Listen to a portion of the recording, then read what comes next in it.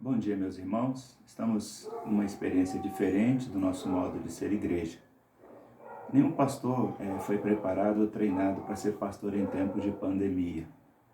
Nossa vontade, o nosso desejo é de reunir, estar junto com as pessoas, ter contato, mas nós não temos essa possibilidade de estarmos juntos. Então, o que vamos fazer?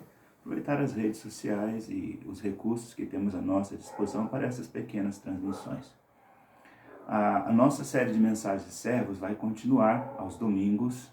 Durante as quintas-feiras teremos outra temática e diariamente lançaremos aqui pequenas devocionais para que os irmãos possam também ir se alimentando da palavra do Senhor.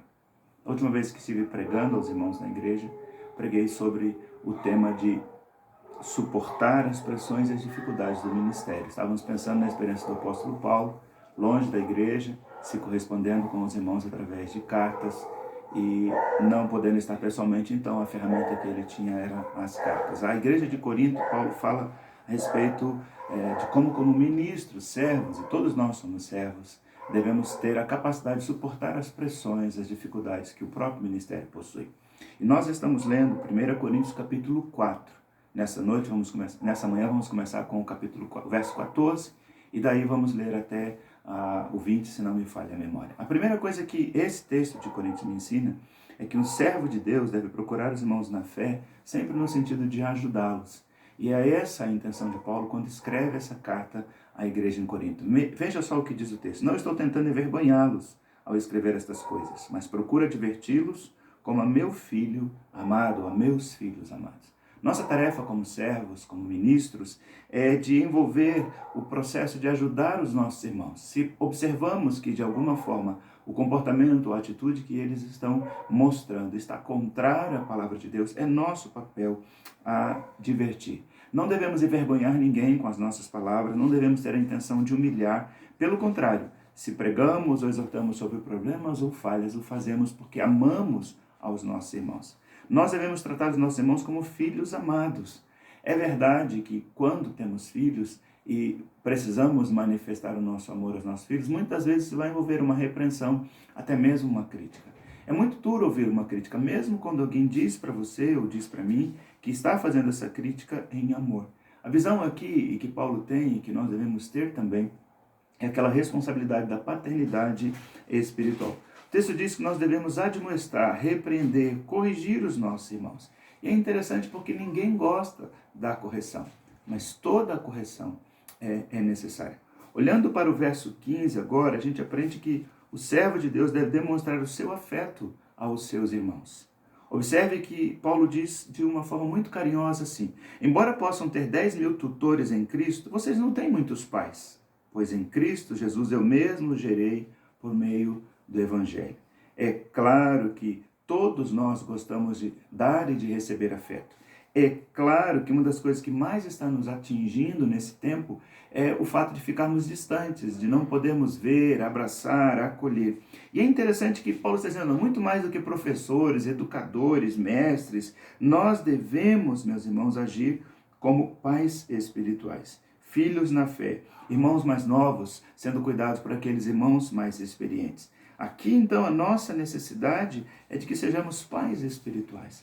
Então, nesse tempo de distância, de ausência, de medos, de temores, de tantas mensagens que são repassadas e algumas, inclusive, não verídicas, gente transmitindo informações que não foram ainda confirmadas, seja pela ciência, seja pelas autoridades, cuide. Tem muita gente ouvindo muita coisa que não presta. Se você tem uma intimidade maior, tem acesso, tem contatos, agora a gente não pode muito estar perto, mas tem intimidade de ligar para alguém, de mandar uma mensagem, assuma essa paternidade espiritual. Muitos crentes mais novos que vão precisar da sua maturidade espiritual, gente que está com medo, gente que está insegura. Esse é um tempo oportuno. Assim como Paulo se aproveitou daquela correspondência para apoiar e para ajudar aqueles irmãos mais novos na fé, nós podemos nos aproveitar do fato de que estamos com um pouco mais de tempo, que não estamos tão ocupados com o trabalho, porque muitos nem podem trabalhar. A gente pode cuidar uns dos outros e assim ajudar a suportar essas pressões do dia a dia e do próprio ministério em si. No verso 16, o apóstolo Paulo nos ensina que o servo de Deus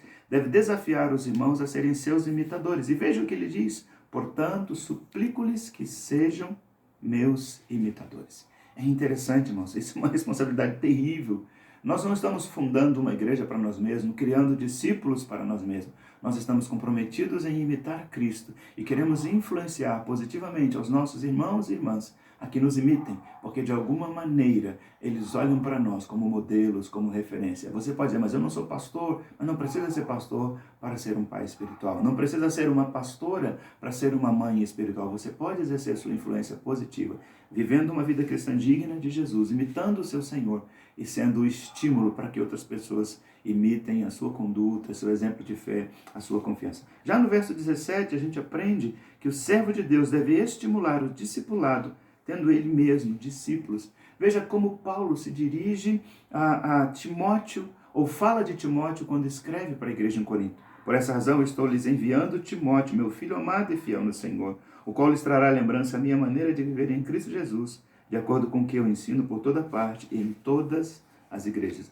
É verdade que a gente tem a palavra, pode pregá-la, mas a pregação em si não é o único recurso que temos. Nós devemos formar discípulos, treinar outros irmãos, ajudar outros a crescerem e ajudar outros, inclusive, a assumir tarefas que nós mesmos poderíamos estar realizando. Paulo estava impedido de ir a Corinto, mas ele manda Timóteo. Por esses dias eu estava na América Central, trabalhando ali juntamente com o pastor Sandro, e as coisas aqui na igreja estavam acontecendo.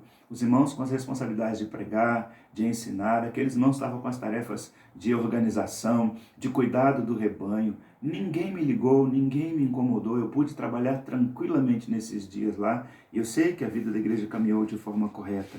Claro, o discipulado exige amor do discípulo para com o seu mestre. O discipulado exige fidelidade do discípulo para com o seu mestre, mas o discipulado também exige comprometimento do discípulo com o que está sendo discipulado. Se você, irmão, está envolvido no discipulado, você está agradando o coração do seu Senhor. E agora é uma hora onde muita gente que nem cristã é, ou muita gente que está afastada, com medo da enfermidade, com medo do vírus, com todas as mensagens apocalípticas que estão sendo apresentadas aí, é hora da gente pegar na mão desse povo, literalmente não, mas virtualmente, e ajudá-los a ler a palavra, a estudar a palavra, ouvir a palavra. Ah, mas eu não sei muito falar, pastor. Retransmita essa mensagem para outras pessoas, com certeza vai ser bênção para elas também. No verso 18 até o verso 20, o apóstolo Paulo diz que o servo de Deus deve confrontar os irmãos que estão no erro. Essa é uma parte pesada e como pastor eu tenho certeza que eu sei como isso incomoda, mas é a nossa tarefa. Observe o que diz. Alguns de vocês se tornaram arrogantes, como se eu não fosse mais visitá-los, mas irei muito em breve, se o Senhor permitir, então saberei não apenas o que estão falando esses arrogantes, mas que poder eles têm, pois o reino de Deus não consiste de palavras e de poder. Há muita gente, irmãos, que ao invés de ajudar, atrapalha. Há muita gente que ao invés de ajudar a igreja a crescer, trabalha para o seu decréscimo. Nós precisamos sim de confrontação, mas nós não precisamos de gente arrogante, de gente ignorante. Se Deus está chamando a sua atenção com alguma palavra, com um versículo, não pense que foi aquele pregador, aquele irmão, aquela irmã, não. É o Senhor que está te advertindo através desse irmão, dessa irmã. Particularmente se estamos usando a palavra. É verdade que confrontar alguém cria um certo estresse, mas é para o benefício.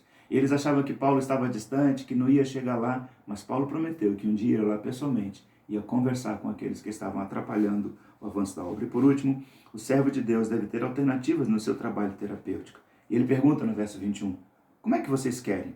Devo ir a vocês com vara ou com amor? Em espírito de mansidão?